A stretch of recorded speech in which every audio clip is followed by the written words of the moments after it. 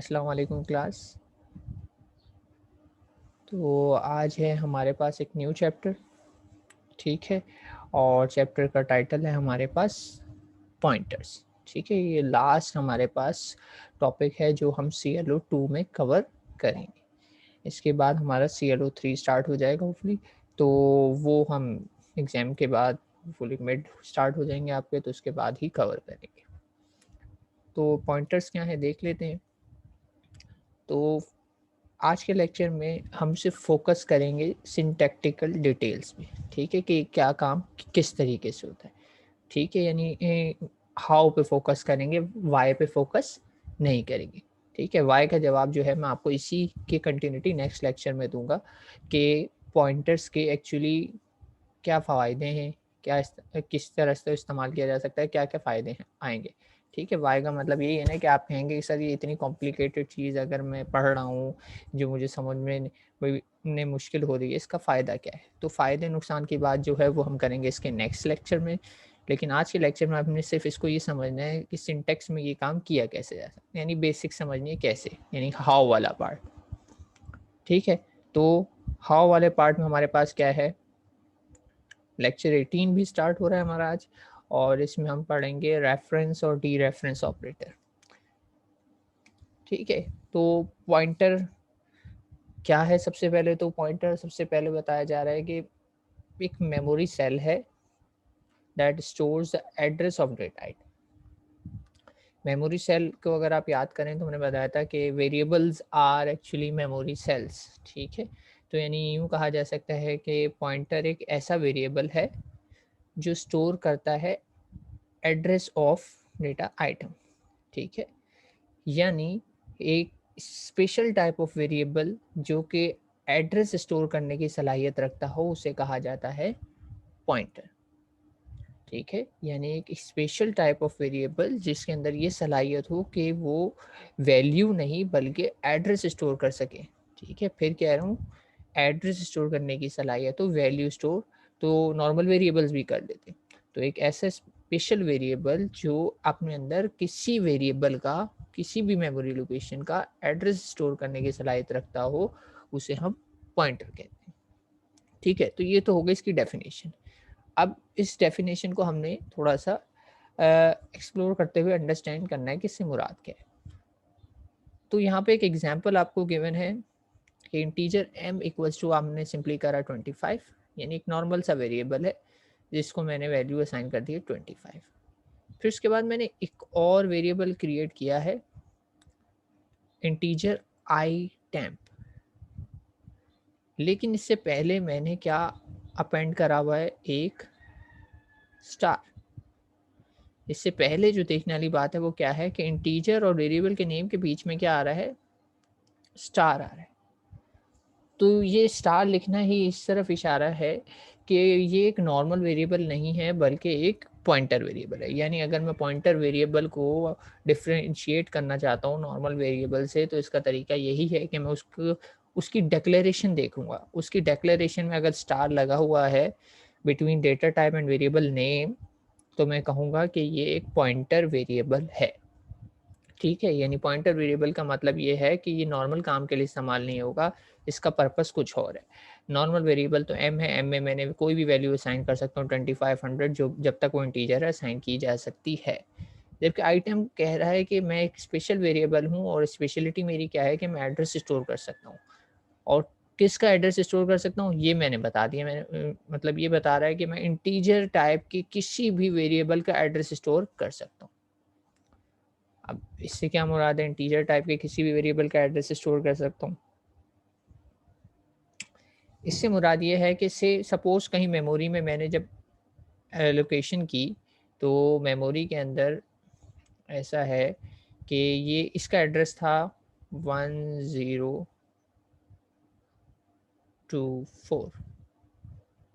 ठीक है। मेमोरी क्या होती है, मेमोरी में एड्रेसेस होते हैं, ठीक है। बिल्कुल वैसे ही जैसे हमने में बात की है कई मरतबा एग्जांपल्स में कि हाउसेस की, ठीक है। अब मेरा हाउस पे मैं रहता हूँ, मैं उसकी से एक तरीके से वैल्यू हो सकता हूँ, लेकिन मेरा एक एड्रेस भी है। आपका नाम भी है एक चीज़, आप उस घर में एग्जिस्ट भी करते हैं, लेकिन उस घर का एक एड्रेस भी है, ठीक है। तो हर वेरिएबल का कोई ना कोई मेमोरी में एड्रेस होता है, ठीक है। यहाँ पे हमने सपोज कर लिया है कि एड्रेस है उसका 1024, ये भी मेमोरी का एक सेल है, और एक और मेमोरी का सेल हो सकता है, उसका एड्रेस कुछ भी हो सकता है। मैं इसको फिलहाल दे देता हूँ 9999,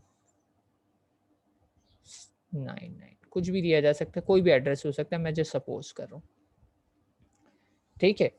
तो जब मैंने ये दो वेरिएबल क्रिएट किया, यानी पहली लाइन लिखी, तो कहीं ना कहीं मेमोरी में जाके m स्टोर हो गया, ठीक है। ये जैसे उसका लेबल है m, ठीक है, और उसकी वैल्यू क्या है 25 है, और उसको मेमोरी का कुछ भी एड्रेस मिल सकता है जो ऑपरेटिंग सिस्टम असाइन करेगा, या यूँ कह लें कि नीचे लिंकर और लोडर वाला लेवल है, वो चीज़ असाइन करती है जो ऑपरेटिंग सिस्टम से डील करती है। तो ये असाइन हो गया, ठीक। जब रन हुआ प्रोग्राम तो उसको कोई ना कोई मेमोरी एड्रेस वेरिएबल को असाइन हो गया, एक्चुअल मेमोरी एड्रेस, तो ये आ गया।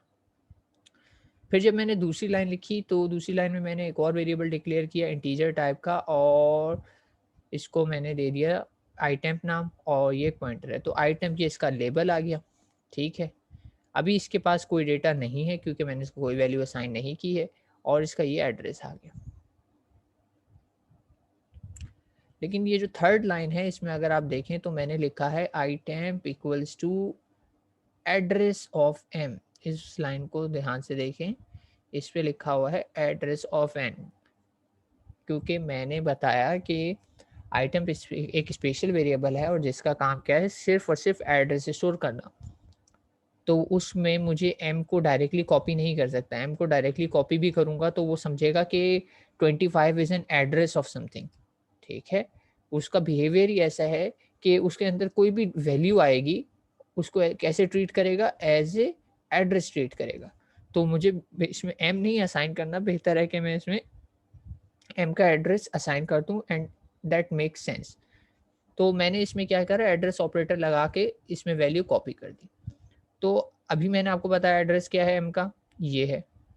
तो इसका मतलब है address of m becomes it's value, यानी इसके अंदर जो बॉक्स के अंदर स्टोर होगा 1024, वो क्या बन जाएगा, इसका डेटा बन जाएगा, ठीक है। तो आईटेम के अंदर जो डेटा मौजूद है वो है 1024, और आईटेम चूंकि एक स्पेशल टाइप का वेरिएबल है, आइटम चूंकि एक स्पेशल टाइप का वेरिएबल है जिसका काम ही क्या है कि अपने अंदर एड्रेस स्टोर करना दूसरी वैल्यूज के।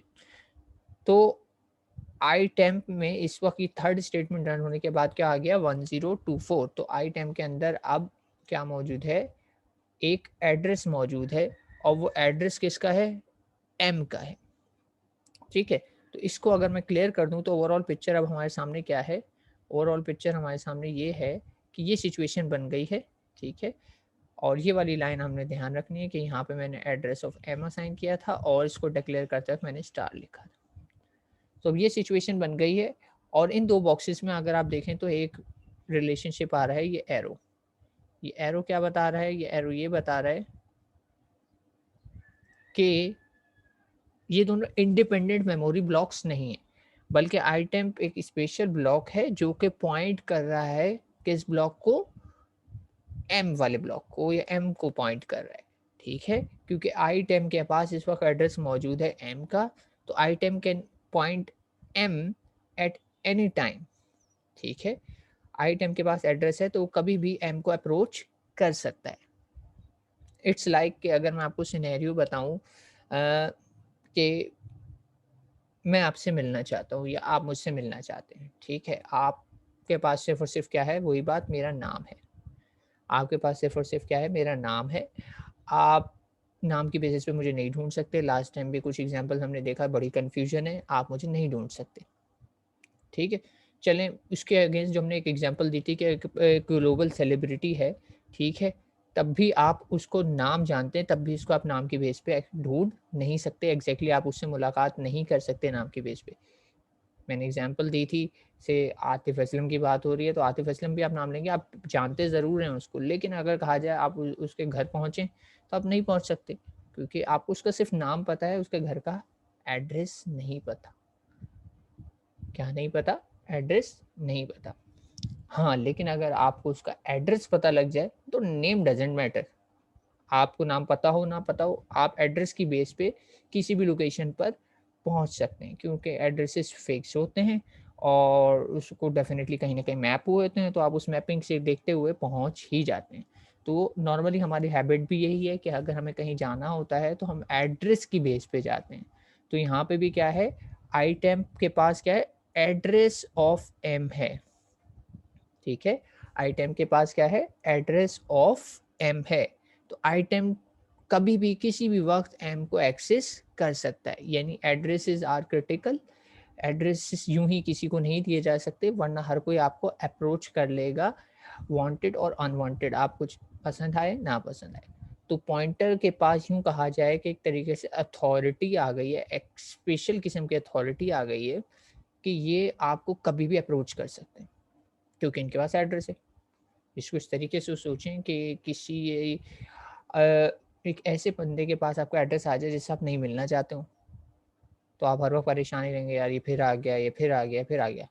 लेकिन आपको आपका एड्रेस नहीं पता हो तो आप बेफ़िक्र रहेंगे, कुछ नहीं होता, वैसे ही रास्ते में मिला था ना, कोई इश्यू ही नहीं है, घर तो नहीं आएगा। लेकिन किसी कोई घर आ जाए, घर का एड्रेस मिल जाए और वो आपको मुसलसल आके तंग करे, तो ये आपके लिए काफ़ी प्रॉब्लमैटिक हो सकता है। ठीक है? तो मैं इस इन एनालॉजी से सिर्फ़ ये बात समझाना चाह रहा हूँ कि एड्रेसेस आर क्रिटिकल, ठीक? और एड्रेस अगर किसी को भी आपका पता है, तो आपको किसी भी वक़्त अप्रोच कर सकता है डायरेक्टली, ठीक है? आप उसे मना करें, ना मना करें, डज़न्ट मैटर, वो नमूदार हो जाएगा, ठीक है? इट्स लाइक एक और एग्ज़ाम्पल मेरे ज़हन में एक आई फ़नी सी, बिन बुलाए मेहमान। अब आपको पसंद हो, ना पसंद हो, कोई आके नमूदार हो जाए अचानक से आके घर पे, और वो क्यों नमूदार हुआ? क्योंकि उसको एड्रेस पता था आपका, अगर नहीं पता होता तो वो कभी भी नहीं आ सकता था। तो ये है पॉइंटर का बिहेवियर, ठीक है? और इसमें क्या होता है, अगर किसी के पास एड्रेस आ जाता है आपका, तो आपने देखा कि 2 memory block, 2 distinctive memory blocks में एक रिलेशनशिप बन जाता है और वो एक यूनिडायरेक्शनल किस्म का है।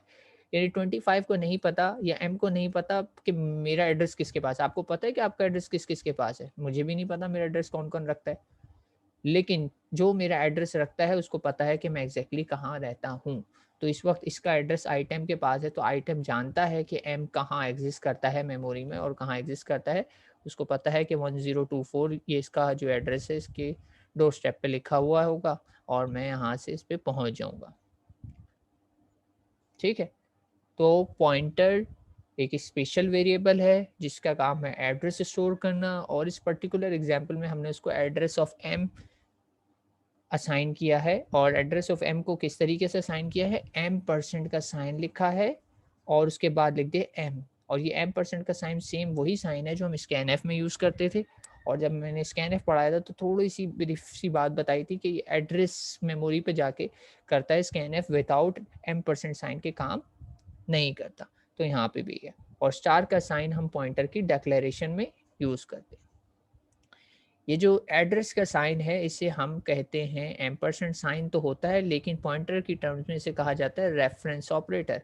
यानी आप रेफरेंस प्रोवाइड कर रहे हैं, या यूं कहा जाए इसको ऐसे कह सकते हैं, एड्रेस ऑफ, ठीक है? यानी आपने आइटम को क्या साइन किया, एड्रेस ऑफ एम। इसको इस तरीके से पढ़ा जा सकता है, टेक्निकल नेम इसका रेफरेंस ऑपरेटर है। स्टार डी रेफरेंस ऑपरेटर कहलाता है टेक्निकल टर्म में, और इसको पढ़ा कैसे जाता है, value pointed bye, value pointed bye. यानी अगर मैं यहाँ पे लिख ये वाली टर्म लिख रहा हूँ स्टार आइटम, तो इसका मतलब ये है, स्टार को मैं कह दूंगा वैल्यू पॉइंटेड बाय और उसके आगे लिखा हुआ है आइटम। यानी आइटम किसको पॉइंट कर रहा है, आइटम पॉइंट कर रहा है इस वक्त एम को। तो ये कह रहा है वैल्यू पॉइंटेड बाय आइटम। और पॉइंटिंग का मतलब क्या होता है कि फिंगर से आप पॉइंट करते हैं ना किसी की तरफ, तो इसी पॉइंट से निकला है ये वर्ड पॉइंटर, कि ये पॉइंट कर रहा होता है किसी ना किसी अदर वेरिएबल को या अदर मेमोरी लोकेशन को। ठीक है? और इसमें क्या कह रहे हैं कि third statement store the memory address of M into pointer item. ये बात हमने बता दी, सबसे कीमती स्टेटमेंट ही हमारा है थर्ड वाला। It applies the unary address operator to variable m to get its address which is then stored in item. ये वही वाली बात है, एड्रेस ऑफ एम इससे मुझे मिल जाएगा, यानी ये लाइन लिखूंगा तो मुझे मिलेगा 1024। और अगर मैं सिर्फ एम लिखूंगा तो मुझे क्या मिलेगा जी क्लास? अगर सिर्फ मैं एम लिखूंगा तो मुझे क्या मिलेगा?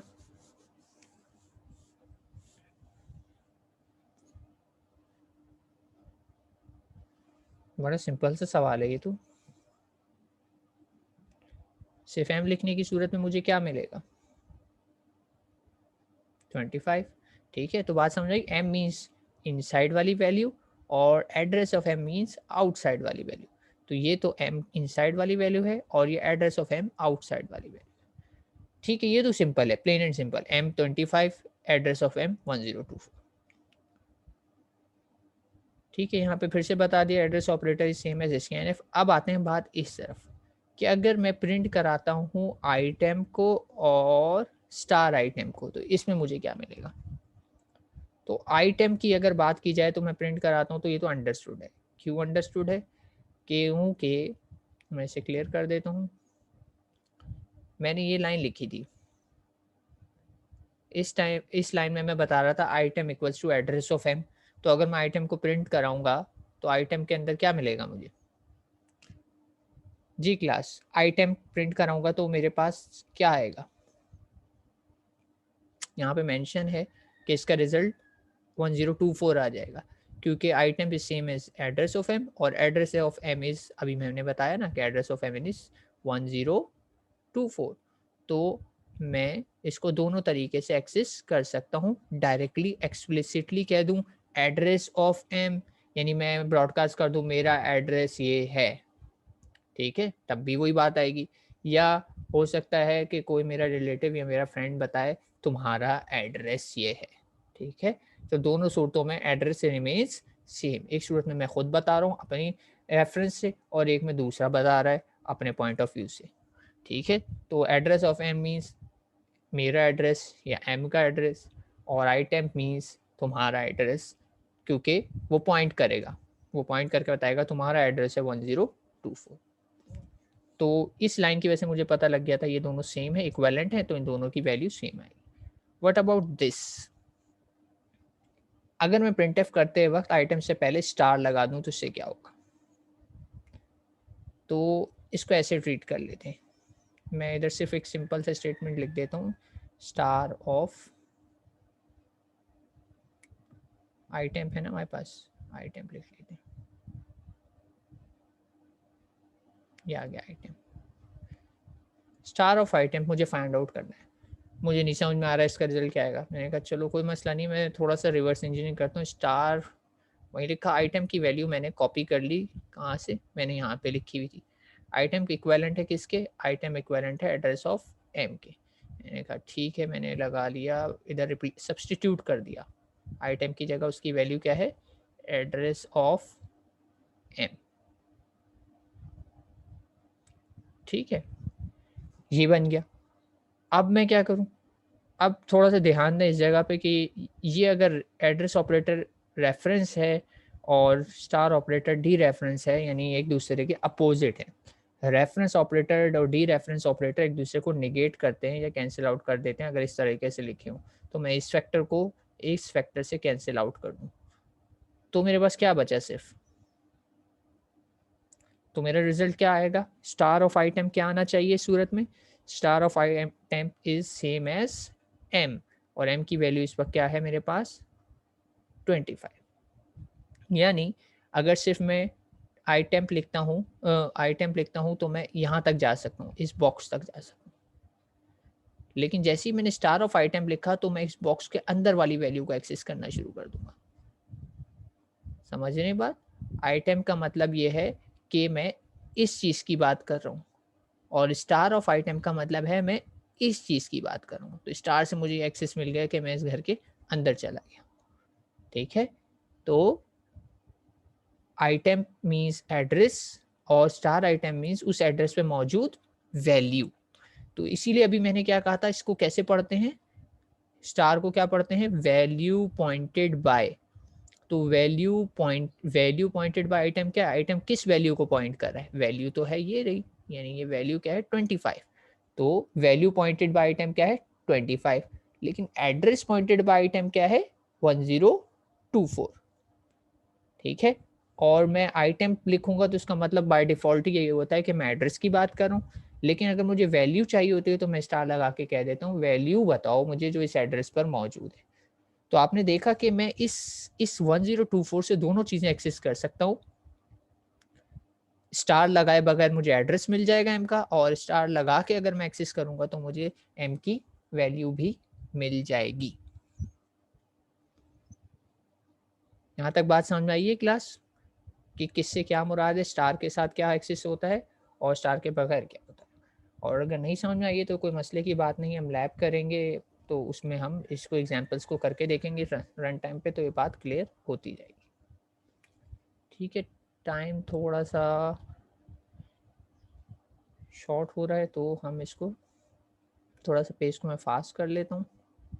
ये थी बेसिक पॉइंटर्स की अंडरस्टैंडिंग। एक दो एग्जांपल और देख लेते हैं। अच्छा, रेफरेंस ऑपरेटर पे यहाँ पे डिटेल से कुछ बातें बताई गई हैं कि as soon as we declare a variable, the amount of memory needed is assigned for it at a specific location in memory. It's called memory address. जब भी मैं कोई भी वेरिएबल डिक्लेयर करता हूँ तो वो मेमोरी में जाता है, ठीक है। ये तो अब तक क्लियर हो गया होगा आपको, लास्ट टाइम लेक्चर में भी बताया था कि मेमोरी में वेरिएबल जाते हैं नॉर्मली, और अगर आप उसके साथ स्टोरेज क्लास चेंज कर दें तो वो रजिस्टर में भी जा सकते हैं, लेकिन नॉर्मली मेमोरी में, यानी और जब भी मैं मेमोरी का वर्ड यूज़ करूँ इट मीन्स रैम, ठीक है। The address that locate a variable within a memory is what we called a reference to that variable, ठीक है। और उस एड्रेस को मैं क्या कह रहा होता हूँ, रेफरेंस का वर्ड यूज़ करता हूँ, यानी इससे मैं उसे रेफर कर सकता हूँ। This reference to a variable can be obtained by preceding the identifier of a variable with an ampersand sign। यानी किसी भी वेरिएबल का अगर मुझे पता करना है मेमोरी में एड्रेस क्या है तो बड़ा सिंपल सा तरीका है, मैं उसके पहले एड्रेस ऑपरेटर या एम्परसेंड का साइन लगा के प्रिंट करा के देख सकता हूँ। और ये हर मशीन में अलग अलग आएगा, मेरी मशीन में हो सकता है कुछ और आ रहा है, आपकी मशीन में कुछ और आ रहा है, क्योंकि हो सकता है आपका कंपाइलर अलग हो, ऑपरेटिंग सिस्टम अलग हो, हार्डवेयर कॉन्फ़िगरेशन अलग हो, तो बहुत सारे फैक्टर्स पे डिपेंड करता है। सेम भी आ सकता है, डिफरेंट भी आ सकता है, ठीक है। अंडरलाइंग फैक्टर क्या है, आपका कंपाइलर 32 है, 64 है, आपका ऑपरेटिंग सिस्टम 32 है, 64 है, मैक है, विंडोज़ है, लिनक्स है, डजन कुछ भी हो सकता है, हार्डवेयर नीचे आपका कुछ भी हो सकता है, तो इन सब चीज़ों पर डिपेंड करता है ये चीज़, ठीक है। तो यहाँ पे एक एग्जांपल मैंने ली है, इसको थोड़ा सा तेज़ी से बता दूंगा। यहाँ पे इसकी पिक्टोरियल रिप्रेजेंटेशन भी है। एक वेरिएबल है एंडी जिसकी वैल्यू है 25, ठीक है। तो ये रहा एक वेरिएबल जिसका नाम है एंडी और इसकी वैल्यू है 25, और ये रहे एज्यूम्ड एड्रेसेस। इसका एड्रेस है 1776, तो इसके बाद वाला एड्रेस है 1777, और इससे पहले वाला एड्रेस है 1775, और उससे पहले वही बात है 4 होगा, 73 होगा, 72 होगा, एंड सो डजंट मैटर। अभी हमारा फोकस सिर्फ है 1776 पे। तो मेमोरी में और भी एड्रेसेस होते हैं, लेकिन अभी जो एनडी को एड्रेस मिला है वो 1776 मिला है। फिर मैंने एक लाइन लिखी फ्रेड इक्वल्स टू एनडी। जाहिर सी बात है फ्रेड भी एक वेरिएबल मैंने बनाया और फ्रेड कहीं और है मेमोरी लोकेशन में, फ्रेड ये रहा, और फ्रेड इक्वल्स टू एनडी लिखने का मतलब सिंपली ये है जो एनडी में है वही फ्रेड में। इस लाइन से आप अच्छे से फिर मिले हैं, तो इसके अंदर वैल्यू क्या आ गई मेरे पास 25 आ गई। यहाँ पे भी कुछ भी एड्रेस हो सकता है वो 1000 लिखा हुआ एड्रेस, कुछ भी हो सकता है, लेकिन फिलहाल यहाँ पे ज़रूरत नहीं थी तो मेंशन नहीं है। यहाँ पे भी कुछ भी एड्रेस हो सकते हैं, बीच में ब्रेक ये बता रहे हैं ज़रूरी नहीं है कि साथ साथ हो वेरिएबल, यानी मैंने मेमोरी अगर वेरिएबल साथ डिक्लेयर किए हैं तो ज़रूरी नहीं है इनको जो मेमोरी मिले वो भी साथ साथ हो, ये अलग अलग हो सकती हैं। वो देखें 17 की सीरीज़ है, वो 1000 की सीरीज़ है, और नीचे 2000 की सीरीज़ है। तो ये तो क्लियर है, आपको अच्छे से बात समझ में आती है कि फ्रेड इक्वल्स टू एनडी कहूँगा तो इसमें एनडी की वैल्यू आके कॉपी हो जाएगी जो कि है 25। लेकिन मैंने टेड नाम का वेरिएबल क्रिएट किया और उसको मैंने एड्रेस ऑफ एनडी असाइन किया है, ठीक है। एनडी असाइन नहीं किया बल्कि उसमें एक एड्रेस ऑपरेटर ऐड करा दिया। तो एड्रेस ऑफ एनडी से क्या होगा, एड्रेस ऑफ एनडी से क्या होगा कि इसमें 25 नहीं आएगा बल्कि क्या आ जाएगा 1776, ठीक है। तो ये एग्जाम्पल सिर्फ ये एम्फेसाइज करा रही है कि अगर मैं सिर्फ एनडी लिखूंगा तो मुझे क्या मिलने वाला है 25 मिलने वाला है। अगर मैं एड्रेस ऑफ एनडी लिखूंगा तो मुझे क्या मिलने वाला है 1776 मिलने वाला है। यानी ये दो चीज़ों पे अगर आप ध्यान दें कि एनडी का मतलब है ये और एड्रेस ऑफ एनडी का मतलब है ये, तो मैंने फ्रेड को सिर्फ एनडी असाइन किया था तो इसमें आ गया 25, और मैंने टेड को एड्रेस ऑफ एनडी असाइन किया था तो इसमें आ गई ये बाहर वाली चीज। ठीक है, तो टेड की वैल्यू बन गई एड्रेस ऑफ एनडी। ठीक है, ये बात समझ आई। और नीचे यही एक्सप्लेन किया हुआ है कि एड्रेस असाइन हुआ है क्योंकि मैंने एड्रेस ऑपरेटर लगा के किया था।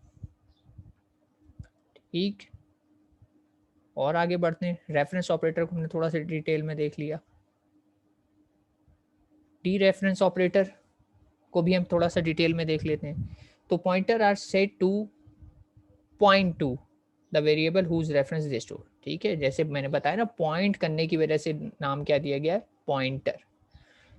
तो using a pointer we can directly access the value stored in the variable which it is point to. वही वाली बात कि अगर मेरे पास एड्रेस है तो मैं उसको वैल्यू को डायरेक्टली एक्सेस कर सकता हूँ, कि मेरे पास अगर एड्रेस है किसी का भी तो मैं उसके घर पर डायरेक्टली पहुँच के उसको एक्सेस कर सकता हूँ, हेलो कह सकता हूँ घर पहुँच के, या कुछ भी कह सकता हूँ। To do this, we simply have to precede the pointer identifier with an asterisk, which act as a dereference operator and that can be literally translated to value pointed by. ठीक है, एस्टेरिक का sign या star sign क्या कहलाता है, D reference operator technically, लेकिन इसको अगर हम पढ़ेंगे तो इसको इस तरीके से पढ़ सकते हैं, वैल्यू पॉइंटेड बाय। अब यहाँ पे एग्जाम्पल है एक और कि मैंने किया हुआ है बैथ इक्वल्स टू पॉइंटर टैग। ठीक है, बैथ इक्वल्स टू पॉइंटर टैग। अब टेड के साथ चूंकि मैंने स्टार लगाया हुआ है तो इसका मतलब है टेड एक पॉइंटर है। ठीक है, और टेड एक पॉइंटर है तो इसके अंदर कोई ना कोई एड्रेस स्टोर होगा। ठीक, तो मैं उस एड्रेस पे जाता हूँ, वो एड्रेस है 1776, और उस एड्रेस पे मौजूद जो भी वैल्यू होगी वो वैल्यू जाके कॉपी होनी चाहिए, किस में, बैथ में कॉपी होगी। यानी डायरेक्टली टेड कॉपी नहीं हुआ बल्कि टेड पे मौजूद वैल्यू। ये बिल्कुल वैसे ही है जैसे अभी थोड़ी देर पहले मैंने आपको करके बताया कि मैं इसको टेड को रिप्लेस कर दूंगा जो भी उसके अंदर एड्रेस है, और से मैं इस लोकेशन को कोई भी नाम दे देता हूँ, एक्स नाम दे देता हूँ।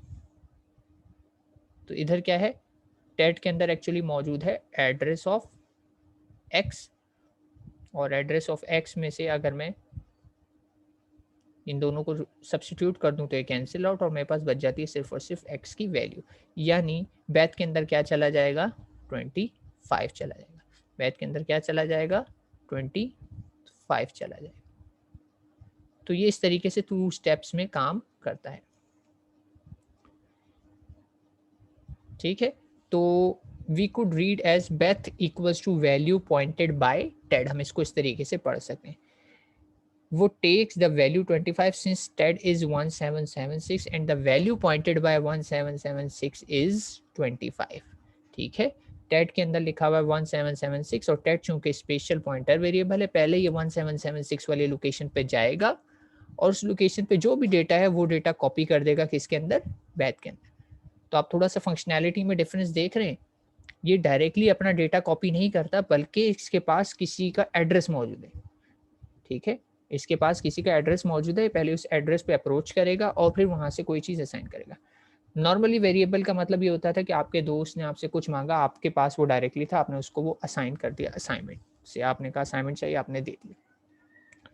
फिर क्या होता है कि आपके पास एक दोस्त आता है, कहता है यार मुझे तुम्हारी से बाइक बोरो करनी है। आप कहते हैं यार मेरी तो ख्वाब है, वो कहता है यार इमरजेंसी कहीं से अरेंज हो सकती है, तो आप कहते हैं अच्छा चलो। आप अपने एक और दोस्त के पास लेके जाते हैं या जहाँ वहाँ लेके जाते हैं जहाँ पे एक बाइक अवेलेबल है। आप अपने दूसरे दोस्त के पास पहुँचते हैं और उससे उसको बाइक देकर दे देते हैं और उसका मसला सॉल्व हो जाता है।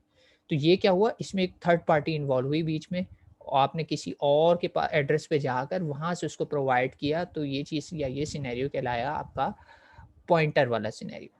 अगर आप बीच में थर्ड पार्टी इन्वॉल्व नहीं करते, खुद ही से दे देते, तो वो नॉर्मल सिनेरियो होता है, यानी नॉर्मल वेरिएबल का वैल्यू एक दूसरे को कॉपी करवाना। इसमें क्या हुआ, आपने कॉपी कराई है वैल्यू कहीं और से ले जाकर।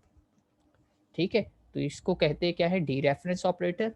और ये एग्जांपल्स आगे हम करके देखेंगे तो और ज़्यादा क्लियर हो जाएगा। डी रेफरेंस ऑपरेटर या value pointed bye in simple word. ठीक है, वो टाइम थोड़ा सा कम है तो मैं इसको जल्दी से कंक्लूड करने की कोशिश करता हूँ। पॉइंटर की टाइप से क्या मुराद है, ठीक है, due to the ability of a pointer to directly refer to the value that it points to, it become necessary to specify in its declaration which type of data या data type a pointer is going to point. ये बताना ज़रूरी है, जिस तरह variable को data type दी गई है तो पॉइंटर को बताना ज़रूरी भी है। मतलब इससे ये है कि इंटीजर पॉइंटर अगर मैं लगाता हूँ तो इसका मतलब है सिर्फ ये इंटीजर नंबर्स को ही पॉइंट कर सकता है, इसको करेक्टर को पॉइंट नहीं करना चाहिए, इसको फ्लोट को पॉइंट नहीं करना चाहिए। और करेक्टर पॉइंटर से मुराद सिर्फ यही है कि सिर्फ करेक्टर को पॉइंट कर सकता है, इसको फ्लोट और इंटीजर से पॉइंट नहीं कराना चाहिए। और फ्लोट का मतलब है कि इससे फ्लोट की लेवल है। इसकी पीछे सिग्निफिकेंस है, जो सिग्निफिकेंस आपको नेक्स्ट चैप्टर में क्लियर हो जाएगी कि ऐसा क्यों है, जब हम पॉइंटर्स को आगे कॉन्सेप्ट के साथ मर्ज करेंगे।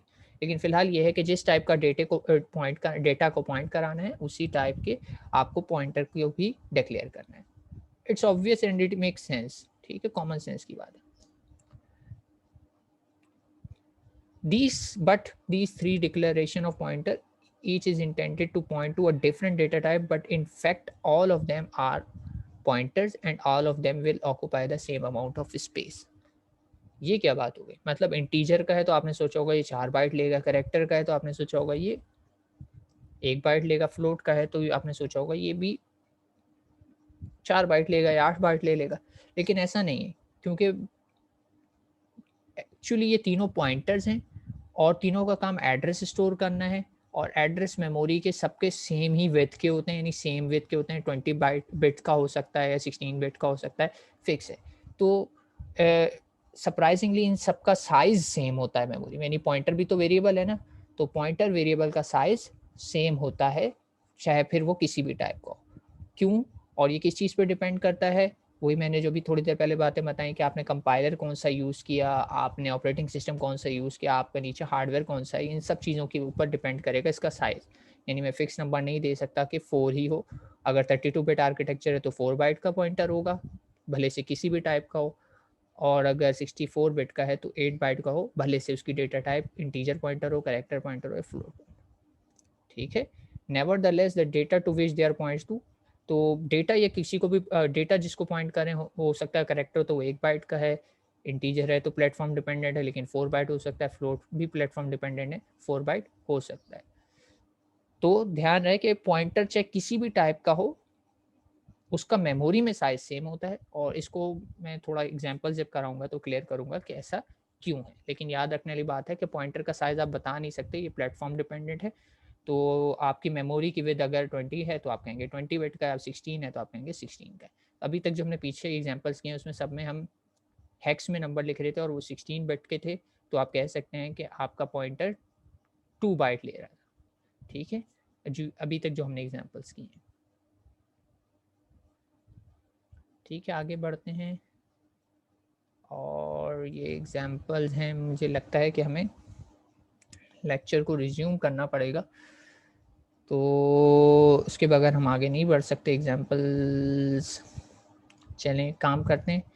यहाँ पे मैं लेता हूँ ब्रेक और फ़ौरन ही हम रिजॉइन कर लेते हैं। ठीक है, तो यही वाला सेशन दोबारा से रिजॉइन कर लें।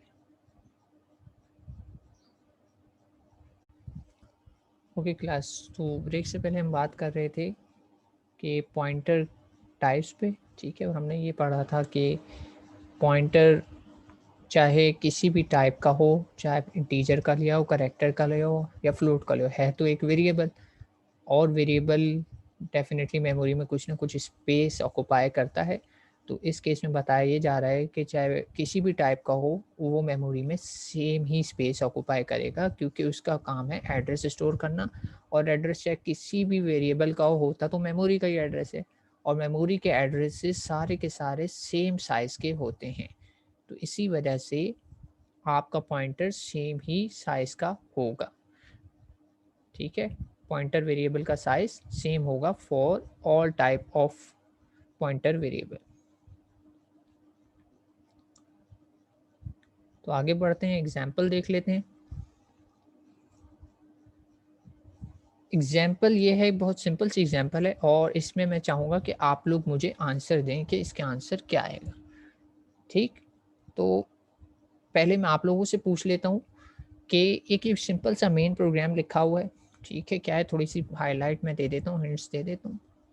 मैंने दो वेरिएबल डिक्लेयर किए हैं, first value and second value, और फिर मैंने एक पॉइंटर टाइप का माई पॉइंटर वेरिएबल डिक्लेयर किया, ये है स्पेशल वन।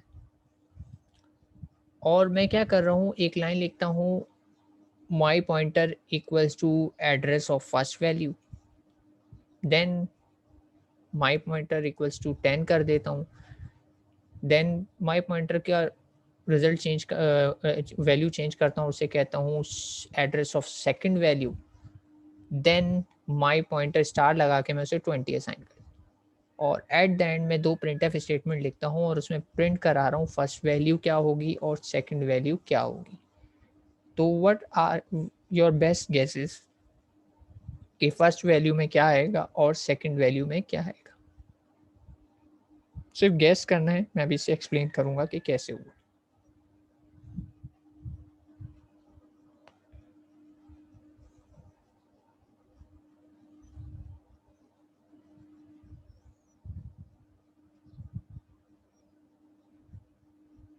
जी क्लास, एनी गेसेस?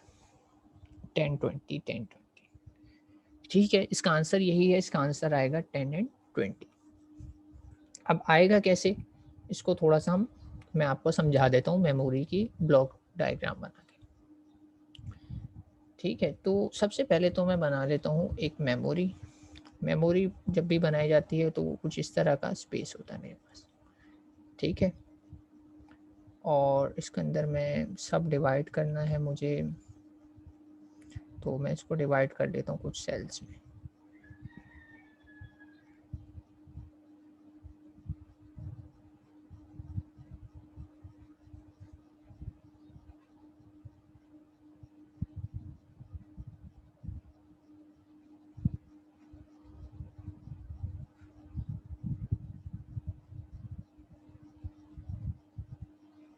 ठीक है, मेमोरी में ब्लॉक्स होते हैं या सेल्स होते हैं, जिसे हम अभी तक वर्ड यूज़ करते आ रहे हैं ना, मेमोरी, सेल मेमोरी। और कुछ ब्लॉक्स में इस तरफ बना लेता हूँ, नीचे की तरफ।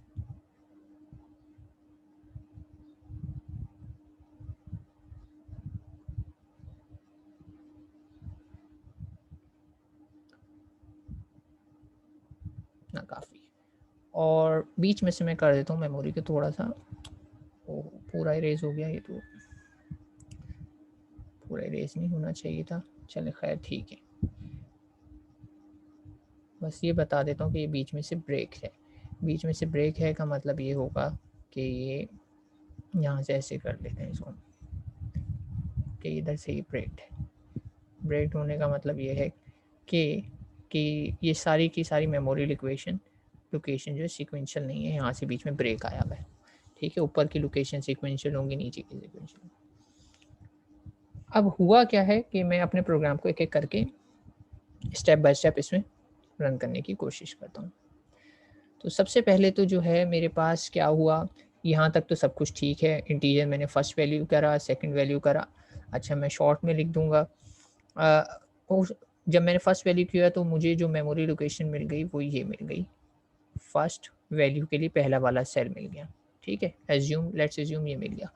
और ये एड्रेस कुछ भी हो सकता है, अभी फ़िलहाल मुझे एड्रेस डजेंट मैटर क्या है, लेकिन यहाँ पे कोई एड्रेस होगा, से वो एड्रेस है 1000,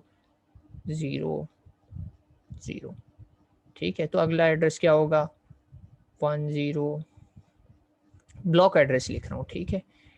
अगर मेमोरी एड्रेस की बात की जाए तो वो तो सीक्वेंस में आएंगे, वो 1 होगा, ठीक है। और फिर अगले एड्रेस की बात की जाए तो वो होगा 1002, ठीक है।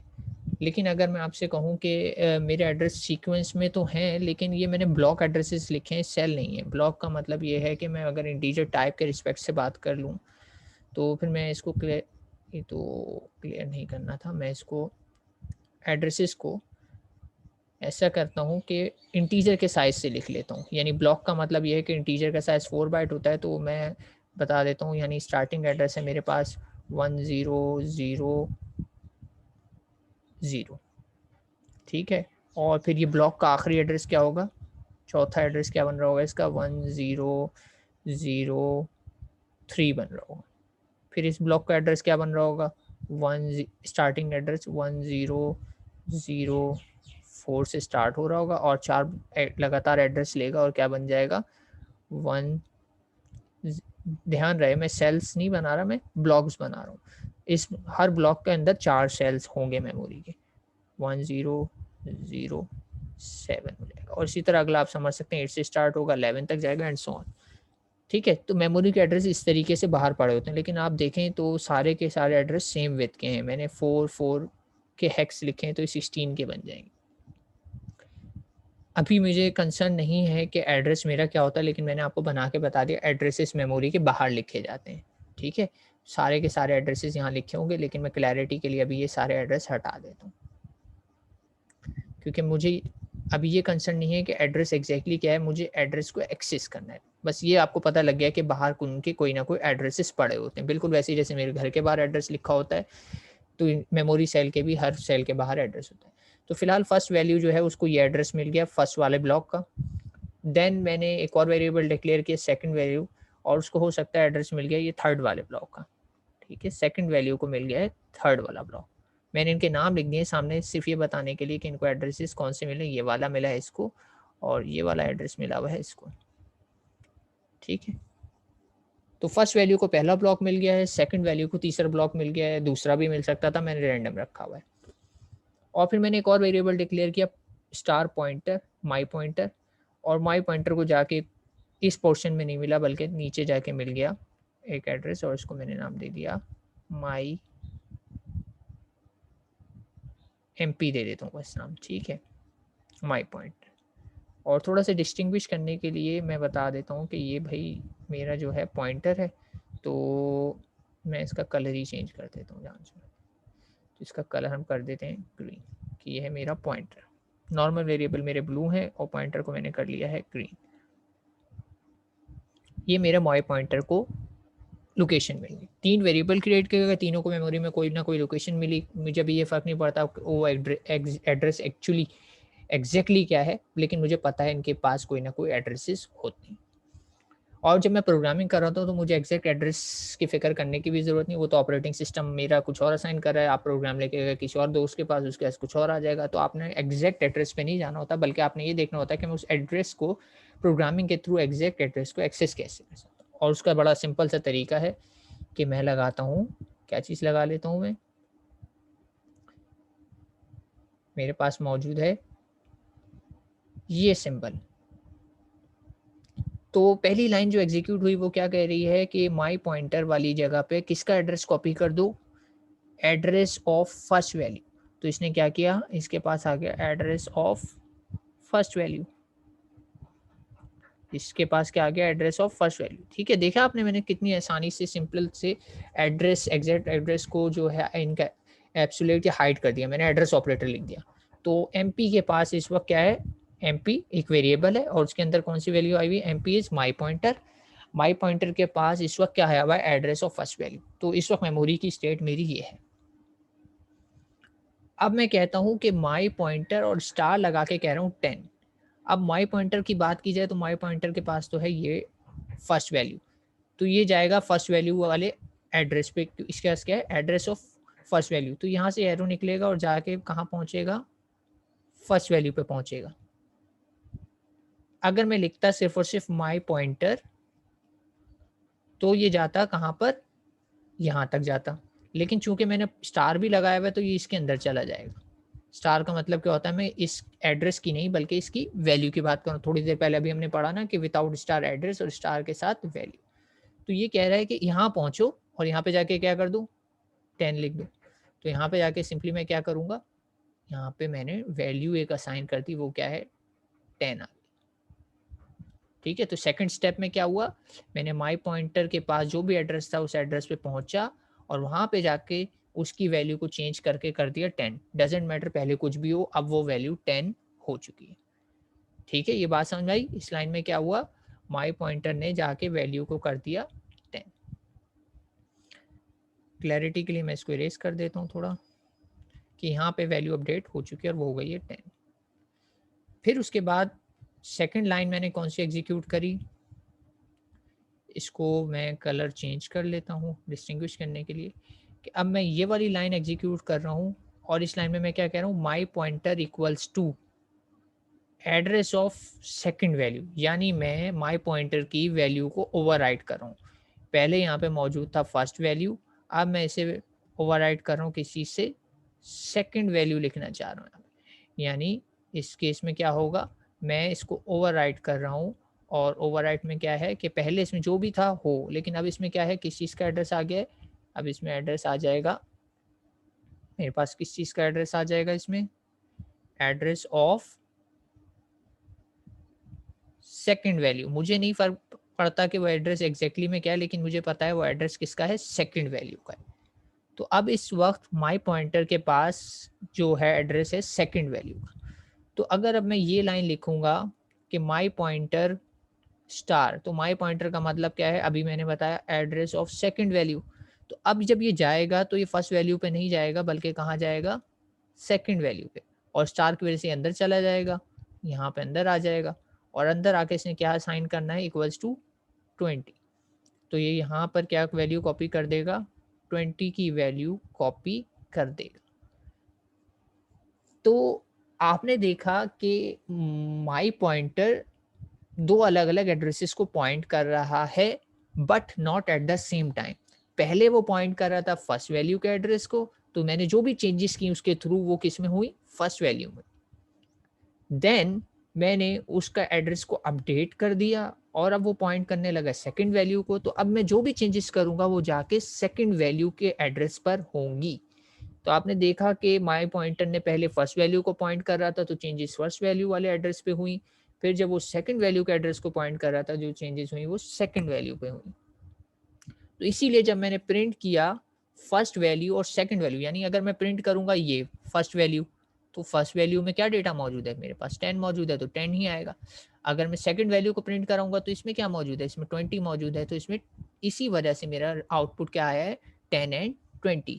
क्योंकि फर्स्ट की वैल्यू मैंने डायरेक्टली फर्स्ट से चेंज नहीं की, बल्कि फर्स्ट के लिए किसी और ने चेंज कर दी।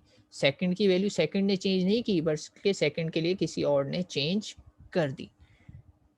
इट्स लाइक कि एक सिनेरियो मैं आपको बता देता हूँ। ऐसा है कि मैं नॉर्मली पॉइंटर को एक सिंपल सी एनालॉजी ये देता हूँ कि pointer is like a postman, ठीक है? और पोस्टमैन के पास ज़ाहिर-सी बात है बहुत सारे लेटर्स होते हैं डिलीवर करने के लिए, एक लेटर लेके तो नहीं घूमता। तो पोस्टमैन ने एक लेटर निकाला और उसने देखा उस पे एड्रेस लिखा हुआ है, एड्रेस ऑफ फर्स्ट वैल्यू। तो उसने उस लेटर को लेके गया और जाके फर्स्ट वैल्यू पे डिलीवर कर दिया। अब क्या करे पोस्टमैन? क्या घर वापस आ जाए? उसका काम खत्म? नहीं, वो अपने बैग से दूसरा एनवेलप निकालेगा, दूसरा पैकेट निकालेगा और उसपे एड्रेस पड़ेगा, उसपे लिखा होगा एड्रेस ऑफ सेकंड वैल्यू। तो वो जाके उस पैकेट को सेकंड वैल्यू पे डिलीवर कर देगा। फिर इसी तरह वो थर्ड पैकेट भी निकाल सकता है, फिर उसके पास जो भी एड्रेस होगा वो वहाँ पे जाकर डिलीवर करेगा। और पोस्टमैन का रोल बिल्कुल ऐसा ही होता है कि वो अलग-अलग एड्रेसेस पे जाके डेटा को डिलीवर कर रहा है या कोई भी डेटा को ऊपर प्रोसेसिंग कर रहा है। ठीक है? तो आप बात समझे? तो pointer is behaving like a postman. उसके पास जो एड्रेसेस हैं वो बदलते रहते हैं, उसके डेस्टिनेशन एड्रेसेस चेंज होते रहते हैं और वो हर डेस्टिनेशन पे अपना काम करता रहता है। तो बात समझे? कि मैं तो पोस्टमैन का काम नहीं करूँगा, मेरा काम तो ये है, मैं ऑफ़िस गया, ऑफ़िस से घर आ गया, ऑफ़िस गया, ऑफ़िस से घर आ गया, क्योंकि मेरा घर का एड्रेस सेम है और एक ही है। मैं ऑफ़िस के बाद घर पे आऊँ, फिर घर के बाद कहीं और जाऊँ, कहीं और जाऊँ, ये एक अलग सिनेरियो है। लेकिन पोस्टमैन की तो ड्यूटी ही यही है कि आप घर-घर, घर-घर जाएँ, आपके एड्रेसेस चेंज होते जाएँ और आप वहाँ पे जाके डिलीवर करें। तो इसीलिए मैंने कोरिलेशन दी है, सिर्फ़ कंपेयर कराया है कि नॉर्मल वेरिएबल बिहेव करते हैं सिंपल सिनेरियो में, लेकिन पॉइंटर बिहेव करता है जैसे बिल्कुल पोस्टमैन बिहेव कर रहा हो। ठीक है, बात समझ में आई है? जी क्लास, ये और फर्दर एक्सप्लेन करूँ? थोड़ा-सा फीडबैक रिक्वायर्ड है यहाँ पे, थोड़ा-सा ट्रिकी कॉन्सेप्ट है।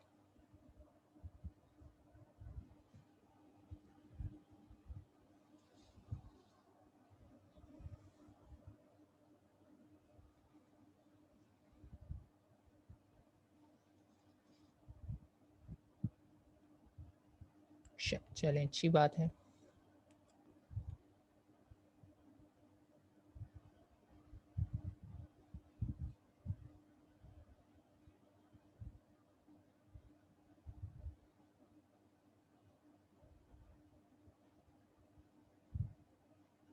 और कोई क्यूरीज क्लास, किसी को कोई कन्फ्यूजन हो?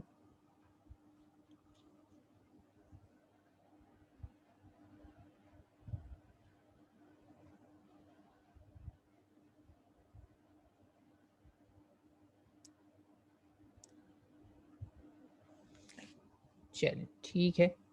तो होपफुली बात समझ में आ गई होगी कि my pointer is special type of variable जिसके पास किसी भी वक्त जिस भी लोकेशन का एड्रेस होगा उस वक्त ये सिर्फ उसी लोकेशन को पॉइंट करेगा एक वक्त में एक। लेकिन इसके पास ख़ास बात क्या है कि ये अलग-अलग टाइम पे अलग-अलग लोकेशंस को पॉइंट कर सकता है। तो ये अलग-अलग लोकेशंस की वैल्यू को पीछे से ही जाके चेंज कर दे, ठीक है? इट्स लाइक एक और सिनेरियो ये दे सकता हूँ कि अक्सर क्या होता है कि आपके घर पे कोई आप इतना भरोसेमंद शख्स होता है कि आप उसको एक्सेस दे देते हैं, अपनी कीज़ दे देते हैं, से वो साफ-सफाई करने वाला है या हो सकता है वो आपकी पानी की बॉटल्स डिलीवर करता है। इस तरह का सीन है कि आप घर पे नहीं होते और आप कहते हैं कि ये घर आना और भई घर पे आके जो है ना ये रिफ़िल करके चले जाना, इस तरह की सिचुएशन। तो ये 2 लोग हैं, फर्स्ट वैल्यू और सेकंड वैल्यू, ठीक है? और ये दोनों वही वाली बात है कि अलग-अलग लोकेशंस पे रहते हैं, लेकिन दोनों ने ये माई पॉइंटर नाम का पानी सप्लाई करने वाला बंदा है, इसको एक्सेस दिया हुआ है और चाबी भी दी हुई है घर पे आके करने। तो क्या होता है, माई पॉइंटर वाला पहले जाता है फर्स्ट वैल्यू वाले घर पे पानी रिफ़िल करता है, मतलब सुबह आप ज फर्स्ट वैल्यू जब निकले ऑफ़िस तो पानी खत्म हो चुका था, लेकिन जब वो शाम में आएगा तो वो देखेगा पानी की बॉटल रिफ़िल है वो, ठीक है? फर्स्ट वैल्यू के लिए पहले वो एम्प्टी थी, अब वो रिफ़िल्ड है, अब उसमें 10 आ चुका है, 10 लीटर पानी, पहले उसमें कुछ भी नहीं था। तो ये उसने खुद नहीं किया, लेकिन उसके लिए वो वैल्यू चेंज हो गई, पीछे से किसी ने आया जिसके पास उसका एड्रेस था, एक्सेस था उसकी लोकेशन का, उसने आके उसको अपडेट कर दिया। फिर इसी तरह वही माई पॉइंटर वाले ने सेकंड की भी अपडेट की, सेकंड वाले ने देखा था सुबह पानी बिल्कुल भी नहीं था, वो घर आया तो उसे 20 लीटर पानी का रिफ़िल मिल गया, ठीक है? तो उसने खुद तो नहीं किया, लेकिन चेंजेज़ उसके लिए आई हैं। सेकंड वैल्यू का पानी चेंज हो गया, लेकिन उसने खुद चेंज नहीं किया, बल्कि उसके बिहाफ़ पे किसी थर्ड पार्टी ने पीछे से चेंज किया, जिसके पास उसको एक्सेस करने का कंट्रोल था या प्रिविलेज थी। ठीक है? ये एक और मैंने सिनेरियो दे दिया और उम्मीद करता हूँ कि बात अब काफ़ी हद तक क्लियर हो गई हो। अब आप थोड़े से अटेंटिव हो जाएँ क्योंकि अगली स्लाइड में जो एग्ज़ाम्पल है, उसका आउटपुट भी आप लोगों ने मुझे बताना है और फिर मैं बताऊँगा कि एक्चुअली इस तरह के सवालों को सॉल्व कैसे करते हैं। ठीक है? ये तो मैंने आपको बताई है कि बैकग्राउंड में क्या हो रहा है, ये सॉल्व करने का तरीका नहीं है। आप इतना टाइम लगाएँगे सॉल्यूशन को करने में, तो आपका तो पेपर में सारा इसी में टाइम चला जाएगा। आपने देखा कि मुझे इसको एक्सप्लेन करने में अभी 20 मिनट हो चुके हैं और ये बहुत सिंपल सी चीज़ थी। तो अगर आप इस एक्सरसाइज़ को इस तरीके से यानी एक्चुअली बैकग्राउंड में जाके सॉल्व करेंगे तो इट टेक्स टाइम। मैं आपको आगे एक ट्रिक बताऊँगा कि इस तरह के सवालों को सॉल्व कैसे करते हैं। तो ट्रिक बताने से पहले मैं चाहूँगा कि आप लोग मुझे अपना सॉल्यूशन दें और बताएँ कि मुझे इसका आंसर तो आ गया 10 एंड 20, ठीक है। इस प्रॉब्लम को थोड़ा-सा मैंने अब बढ़ा दिया, ठीक है। और बढ़ाने के साथ-साथ मैं एक काम और ये कर देता हूँ कि यहाँ पे मौजूद कमेंट्स को छुपा देता हूँ और अब आप मुझे बताएँ कि इसमें फर्स्ट वैल्यू और सेकंड वैल्यू ही पूछा हुआ है। आप अपने पास चाहें तो पेपर पे करें या सोचें और मुझे बताएँ फर्स्ट और सेकंड वैल्यू का रिज़ल्ट क्या आएगा। इनिशियली फर्स्ट वैल्यू 5 है, इनिशियली सेकंड वैल्यू 15 है, लेकिन इसमें 2 पॉइंटर्स इन्वॉल्व हैं। एक P1 पॉइंटर मैंने इन्वॉल्व किया हुआ है और एक P2 इन्वॉल्व किया हुआ है, यानी डिफ़िकल्टी लेवल थोड़ा-सा बढ़ा दिया, 2 पॉइंटर भी डाल दिए। अब ये 2 पॉइंटर कैसे बिहेव कर रहे हैं, आप स्टेप बाय स्टेप फ़ॉलो करें और मुझे एट द एंड बताएँ कि रिज़ल्ट क्या आएगा। फर्स्ट वैल्यू का रिज़ल्ट क्या आएगा और सेकंड का रिज़ल्ट क्या आएगा।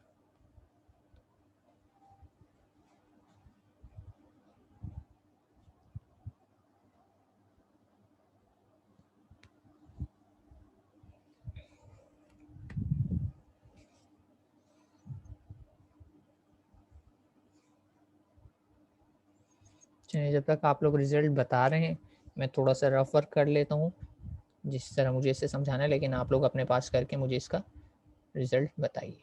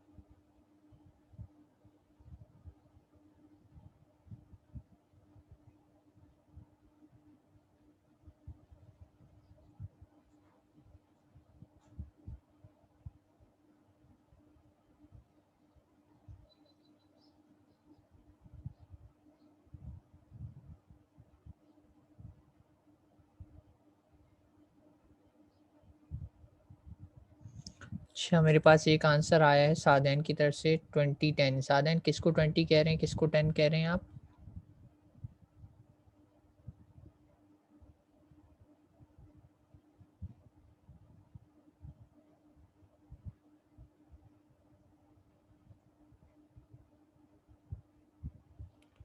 जी सादैन, किसे 20 कहा आपने और किसे 10 कहा है?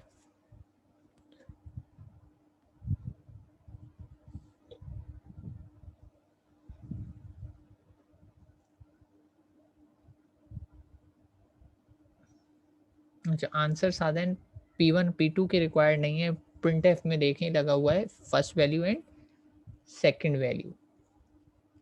तो आंसर मुझे बताएं फर्स्ट वैल्यू का क्या आएगा और सेकंड वैल्यू का क्या आएगा।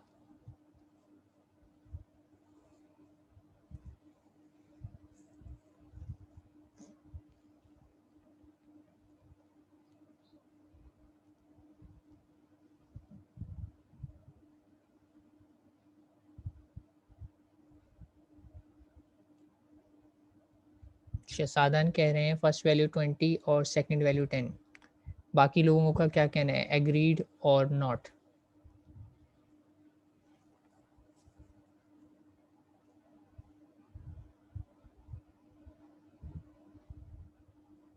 अच्छा ठीक है, एक और आंसर आया है।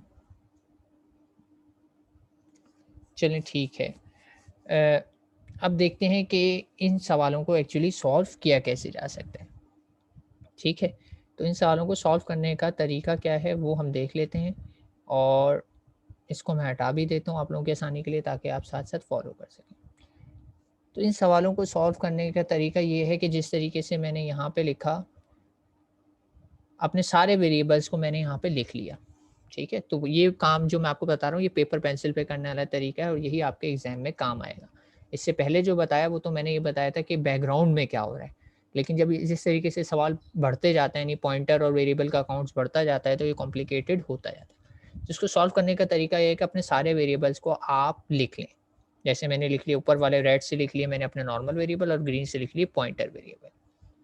इनिशियली मैंने देखा कि फर्स्ट वैल्यू को 5 असाइन किया हुआ था तो 5 असाइन कर दिया, सेकंड को 15 था तो मैंने 15 असाइन कर दिया। पॉइंटर्स को इनिशियली कुछ भी असाइन नहीं था तो ये एम्प्टी है। लेकिन जैसे ही मैं इस लाइन पे पहुंचा हूँ तो पॉइंटर को मैंने कुछ ना कुछ असाइन किया है, और पॉइंटर को मैंने क्या असाइन किया है, P1 को मैंने असाइन किया है एड्रेस ऑफ, क्या असाइन हुआ है मेरे पास, एड्रेस ऑफ सेकंड वैल्यू। तो P1 को मैंने address of second value assign कर दिया। ठीक है, उसके बाद ये वाली लाइन जब एग्जीक्यूट हुई तो मैंने क्या किया हुआ है, P2 को address of first value assign कर दिया। तो मैंने इसको भी नोट कर लिया, यहाँ पे P2 को मैंने address of first value assign कर दिया। ठीक है, ध्यान रहे P1 के पास सेकंड वैल्यू का एड्रेस है, P2 के पास फर्स्ट वैल्यू का है, तो नाम और नंबर्स में कंफ्यूज नहीं हो रहा है। 1 वाले का सेकंड का एड्रेस है, 2 वाले के पास फर्स्ट का एड्रेस है। और ये जान के ही नाम ऐसे कॉन्ट्रडिक्टरी रखे गए हैं ताकि आप कंफ्यूज हो। तो कंफ्यूज होंगे अगर आप लिटरल मीनिंग में चलेंगे, लेकिन आप स्टेप बाय स्टेप ऐसे करेंगे तो कंफ्यूजन नहीं होगी। देन क्या करें, अगली लाइन एग्जीक्यूट करते हैं। क्या कहा जा रहा है, पॉइंटर P1, यानी P1 के पास जो भी एड्रेस है उसकी वैल्यू को स्टार लगा के एक्सेस कर रहा हूँ, तो उसकी वैल्यू को चेंज कर दो। P1 के पास किसका एड्रेस है, P1 के पास मैंने जाके देखा तो पता लगा सेकंड का एड्रेस है। P1 के पास किसका एड्रेस है, सेकंड का एड्रेस है। मैंने चेक किया P1 के पास इस वक्त सेकंड का एड्रेस है, तो सेकंड की वैल्यू को चेंज करके क्या कर दो, 10 कर दो। तो मैं ऊपर गया हूँ सेकंड की वैल्यू को, देखें स्टार लगा के एक्सेस कर रहा हूँ तो इसका मतलब है ऊपर वैल्यू चेंज होगी। ठीक है, ध्यान रखना, स्टार के साथ चेंज करता हूँ तो वैल्यू चेंज होती। तो P1 के पास सेकंड का एड्रेस था तो मैं सेकंड की वैल्यू को जाके चेंज किया, ओवरराइट करके क्या कर दिया, अब नई वैल्यू आ गई इसकी 10, क्योंकि मैंने यही किया है। मैंने कहा है कि P1 जिसे भी पॉइंट कर रहा है उसकी वैल्यू को चेंज करके कर दो 10, कर दिया। और सो फार सो गुड। फिर अगला स्टेटमेंट अगर देखा जाए तो उसमें मैं क्या कह रहा हूँ, अगला स्टेटमेंट थोड़ा देखने वाला है कि इसमें मैं कह रहा हूँ कि पॉइंटर P2, यानी P2 का मतलब हो गया P2 जिसे भी पॉइंट कर रहा हो उसमें वो वैल्यू कॉपी कर दो जो पॉइंटर P1 के पास है। यानी इस केस में दोनों में पॉइंटर नोटेशन यूज हुई। पहले तो देख लो P2 पॉइंटर P2 से क्या मुराद है, पॉइंटर P2 से मुराद है भाई, मैं फर्स्ट वैल्यू की बात कर, पॉइंटर P2 से मुराद है फर्स्ट वैल्यू।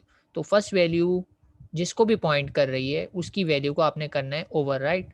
तो आपने पहले इसको काट दिया, ठीक है, 5 ओवरराइट हो जाएगा। लेकिन किस चीज़ से ओवरराइट होगा वो आपने देखना है। वो क्या कह रहे हैं कि वो चीज़ कौन सी है, जो भी P1 के पास वैल्यू है ना वो कर दें। आपने देखा P1 क्या है, P1 इज सेकंड वैल्यू, तो सेकंड वैल्यू क्या है 10 है। तो आपने ये वाली वैल्यू एज इट इज़ यहाँ से कॉपी की और ले गए ऊपर। आपने देखा कि ये जो सेकंड के पास वैल्यू है 10 है, और यही वैल्यू मुझे असाइन कर देनी है किसको, फर्स्ट को असाइन कर दी। तो स्टेप बाय स्टेप चला। पहले मैंने देखा पॉइंटर P2 का मतलब क्या है, P2 का मतलब था फर्स्ट वैल्यू। मैं फर्स्ट वैल्यू पे गया और उसे ओवरराइट कर दिया, क्योंकि मुझे पता है इक्वल्स टू के लेफ्ट हैंड साइड वाली चीज़ ओवरराइट हो जाएगी। और कौन सी वैल्यू कॉपी होनी है, पॉइंटर P1। मैं P1 पे गया, P1 पे पता लगा मुझे सेकंड वैल्यू, तो सेकंड वैल्यू थी 10, मैंने उसको यहाँ से कॉपी किया और ऊपर लिख दिया 10 आ गया। देन इस लाइन का क्या मतलब है, अब ध्यान रहे यहाँ पे मैं स्टार के बगैर एक्सेस कर रहा हूँ। तो जब भी स्टार के बगैर एक्सेस होगा तो वैल्यू चेंज नहीं होती बल्कि एड्रेस चेंज होता है। मैंने क्या चेंज किया, P1 का एड्रेस चेंज हो जाए, यानी P1 का मतलब है इसका एड्रेस चेंज हो जाए, और किसका एड्रेस इसमें कॉपी हो जाए, जो एड्रेस P2 के पास है। तो P1 का एड्रेस ओवरराइट हो जाएगा और इसमें किसका एड्रेस आ जाएगा, एड्रेस ऑफ P2। और एड्रेस ऑफ P2 क्या है, आप देख सकते हैं एड्रेस ऑफ P2 है फर्स्ट वैल्यू, क्योंकि P2 के अंदर क्या मौजूद था, एड्रेस ऑफ फर्स्ट वैल्यू। तो सिंपल सी बात है, P1 इक्वल्स टू P2 लिख रहा हूँ, तो P2 के अंदर इस वक्त जो मौजूद है वो फर्स्ट वैल्यू का एड्रेस है। पुराना जो मर्जी हो मुझे नहीं पता, लेकिन एट प्रेजेंट है फर्स्ट वैल्यू, तब इसके अंदर भी फर्स्ट वैल्यू का एड्रेस आ गया। यानी इस वक्त P1 जो कि एक पोस्टमैन है वो फर्स्ट वैल्यू के एड्रेस को पॉइंट कर रहा है, और P2 जो कि एक हो सकता है TCS वाला है, और वो भी फर्स्ट वैल्यू का ही एड्रेस को पॉइंट कर रहा है। यानी दोनों हो सकता है एक वक्त में एक जगह पहुंच जाएं, लेकिन दोनों का फिलहाल एड्रेस सेम है। और फिर मैंने अगली लाइन क्या लिखी, पॉइंटर P1 इक्वल्स टू 20। तो पॉइंटर P1 की बात हो रही है, तो इसका मतलब है P1 जिसको भी पॉइंट कर रहा हो, तो P1 किसको पॉइंट कर रहा है, फर्स्ट वैल्यू को पॉइंट कर रहा है। तो मैं फर्स्ट वैल्यू पे जाऊंगा और फर्स्ट वैल्यू को क्या कर दूंगा, ओवरराइट कर दूंगा। किस चीज़ से, सिंपली उधर लिख दूंगा, क्या आ जाएगा मेरे पास 20।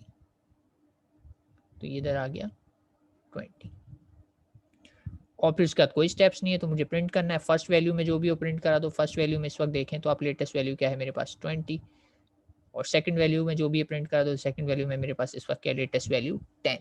तो इसका आउटपुट आएगा मेरे पास, first value is 20 and second value is 10। ठीक है, तो इसको सॉल्व करने का तरीका यही है कि आप अपने नॉर्मल वेरिएबल और पॉइंटर वेरिएबल्स को लिख लें और उनकी वैल्यूज़ को स्टेप बाय स्टेप अपडेट करते जाएं। ठीक है, इसके लिए आपको रफ वर्क करना पड़ता है, आप साइड पे रफ वर्क कर सकते हैं, जैसे कि इस स्टेप में आपको हो सकता है रफ वर्क की ज़रूरत पड़े, क्योंकि ये थोड़ा सा कॉम्प्लिकेटेड सा लगा, क्योंकि पॉइंटर ही की वैल्यू पॉइंटर में हो जाए। ये भी मैंने भी 2 स्टेप्स में किया। पहले मैंने P2 को फाइनलाइज़ किया कि वो क्या है, उस जगह पे पहुँच गया, फिर मैंने P1 को देखना शुरू करा वो क्या है, फिर उसकी वैल्यू को देखा, फिर कॉपी किया। तो आप इसके लिए चाहें तो इंटरमीडिएट रफ वर्क के स्टेप्स कर सकते हैं। लेकिन मुझे जो सॉल्यूशन देंगे या एग्जाम में जो मुझे रिक्वायर्ड होगा इसका सॉल्यूशन इस तरह के सवालों का, वो है ये सॉल्यूशन, ये जो मैंने यहाँ करके बताया। इसके अलावा अगर आप कोई और सॉल्यूशन देंगे तो मैं उसे एक्सेप्ट नहीं करूँगा, क्योंकि मुझे स्टैंडर्ड रखना है, यानी कि किसी ना किसी चीज़ से तो मुझे आंसर देखना है। तो ये स्टेप्स होने चाहिए और आंसर सही होना चाहिए, तो आपका क्वेश्चन सही माना जाएगा। आपका आंसर सही होता है, स्टेप्स नहीं है, तो डेफिनेटली कुछ मार्क्स कटेंगे। क्यों कटेंगे, क्योंकि इसका आंसर तो आप किसी से आस पड़ोस से पूछ के देख के भी लिख सकते हैं। तो इसका सोल्यूशन और आंसर बिल्कुल मैच होना चाहिए, यानी जो सोल्यूशन किया है उसी से मैच आपका आंसर भी आना चाहिए। ठीक है, तो इसको दोबारा दोबारा रिपीट नहीं कर रहा हूँ, रिकॉर्डिंग हो रही है, तो आप इस वाली स्लाइड को ख़ास तौर पे ये जो स्टेप्स मैंने बताए इनको बार बार रन करके देखिएगा कि मैंने स्टेप बाय स्टेप किस तरीके से इसे सॉल्व किया है। ठीक है, अगर और कोई क्यूरी हो तो पूछ लें, लेकिन ये पूरे स्टेप्स जो हैं आपने एक मरतबा दोबारा से वीडियो में देखने हैं, और जल्द ही देख लीजिएगा, आज ही देख लीजिएगा तो अच्छा है, क्योंकि ये कन्फ्यूजन अगर टल गई, बीच में मिड आ गया तो आप भूल जाएंगे। तो बेटर है कि आज का समझा हुआ आज ही क्लियर कर लें। ठीक है, तो लेक्चर में मेरे ख्याल से यहीं तक था। तो first value 20 and second value 10। तो लेक्चर हमारा यहीं तक था। अगर किसी को कोई माइनर क्यूरी है लेक्चर से रिलेटेड तो पूछ लें, वरना हम लेक्चर को कंक्लूड करते हैं।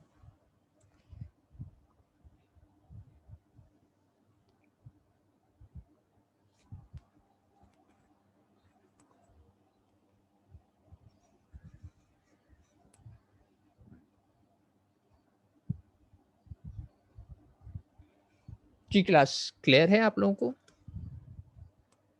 वरना हम लैब करेंगे तो लैब में ये मज़ीद क्लियर हो जाएगा जब हम इसको हैंड्स ऑन करके रन कर करके देखेंगे।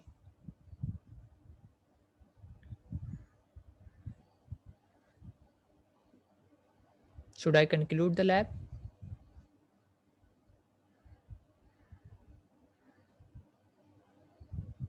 लैब कंक्लूड करूं फिर क्लास?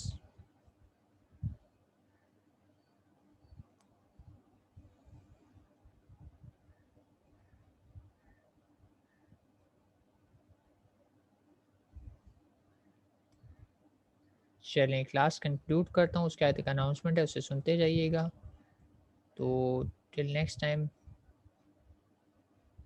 अल्लाह हाफिज़।